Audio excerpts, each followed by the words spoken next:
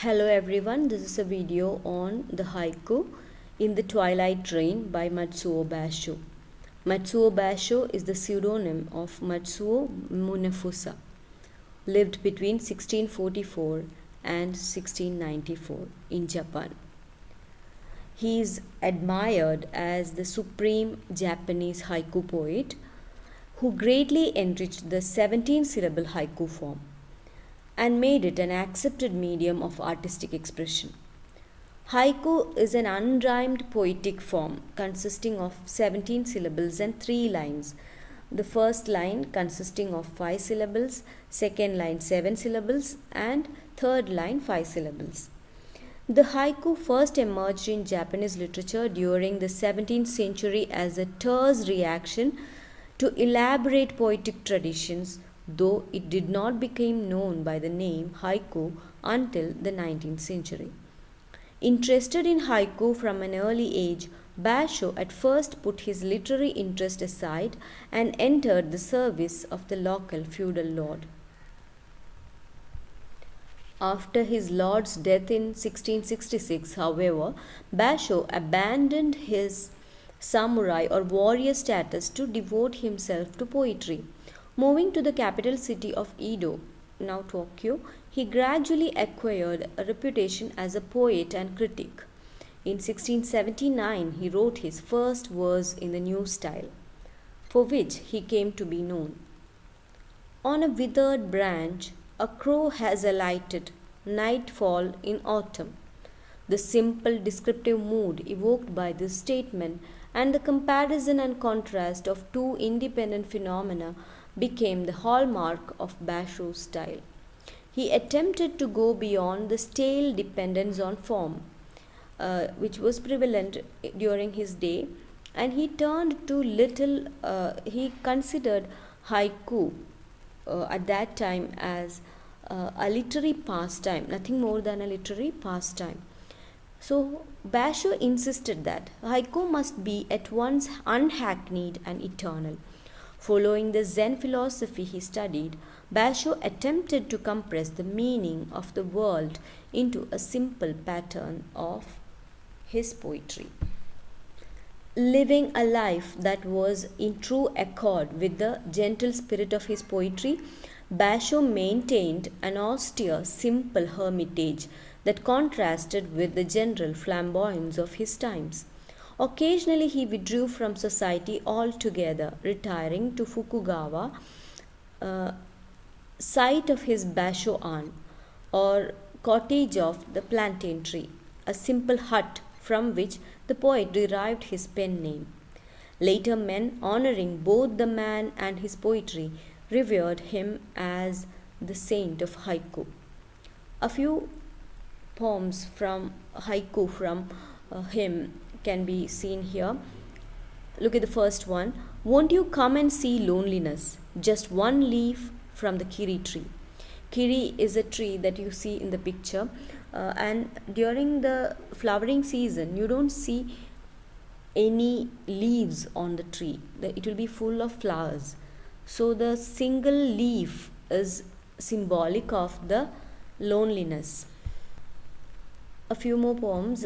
Temple bells die out, the fragrant blossoms remain, a perfect evening. An old pond, a frog jumps in, splash. Now in sad autumn, as I take my darkening path, a solitary bird. Camellia petal fell in silent dawn, spilling a water jewel. In all these poems, we can see that the first two parts of the poem is fused together by the third line, and it brings it into a completion. This picture you see on the screen is the camellia plant. The last haiku that we have seen, it was discussing about how a water drop falling from the camellia plant looks like a jewel. Now we'll move on to our poem, which is In the Twilight Rain. In the twilight rain, these brilliant hued hibiscus a lovely sunset. That's the haiku that you have to learn. So these three pictures actually will give you an idea about the whole haiku. So the first line, in the twilight rain, might bring into the mind of a reader a particular image or a particular thought or feeling. The second line, an entirely different feeling is brought when you read a second line. The second line, these brilliant hued hibiscus.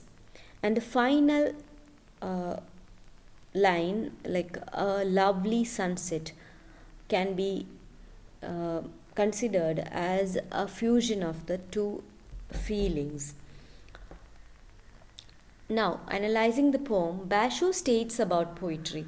In my view, a good poem is one in which the form of the verse and the joining of the two parts seems light as a shallow river flowing over its sandy bed. As we all know, we all usually use the metaphor of a river flowing to signify the natural flow of things, or how the unrestricted flow of the river represents the natural flow of things, how it happens without any coercion from the part of anyone. The river flows. In the same manner, poetry should blend its two parts like a river flowing. In this poem also, the natural blend of two seemingly unrelated parts can be seen. The natural phenomenon mentioned in the poem mixes the emotional known attachment with the calm realization of profoundly felt truths. So when we read the first two lines, or even the three lines, we don't see the poet having any particular attachment to emotional attachment to what is described. But when the three lines are put together, they bring in a profound truth which is more rewarding. The poet presents an observation of the natural, commonplace event in plainest diction without verbal play. There isn't any difficult words in the poem. But as a whole, it presents to the reader a microcosm of the transcendent unity. It's transcendent, beyond natural reality is a truth is presented through these simple expressions. A moment crystallized, distilled, snatched from time's flow, and that is enough.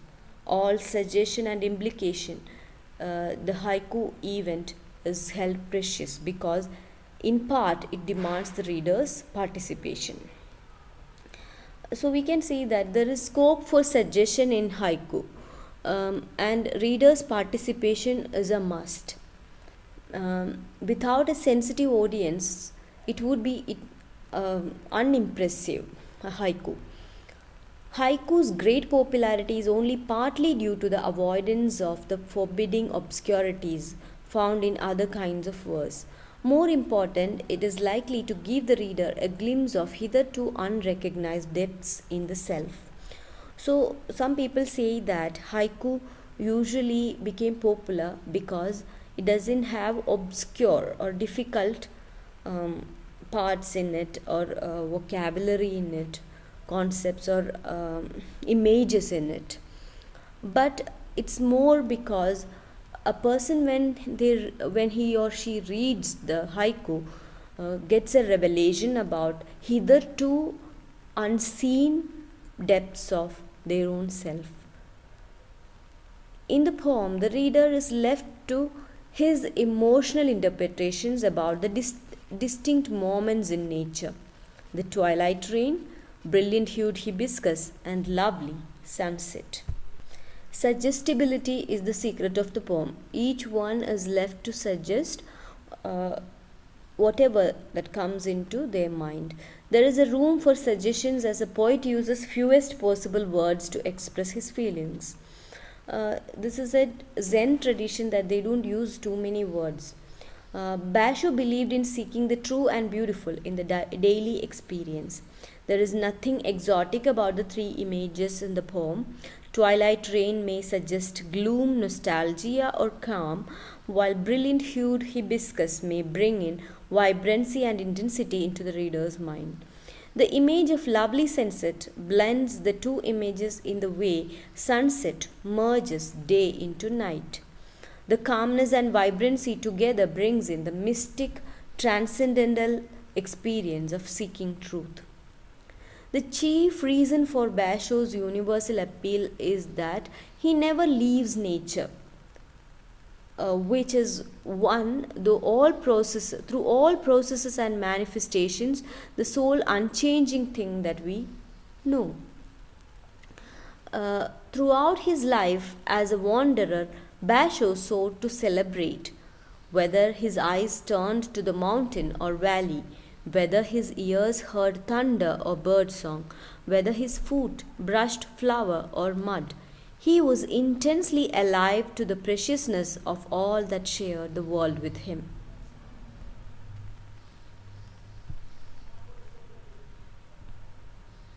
Even his last poem, written for the disciples shortly before his death, reaches for the unknown. Sick on a journey, our parched fields, dreams wander on. So, this was Basho, finding the truth, the unknown, through the known, through the natural, through the simple. Thank you.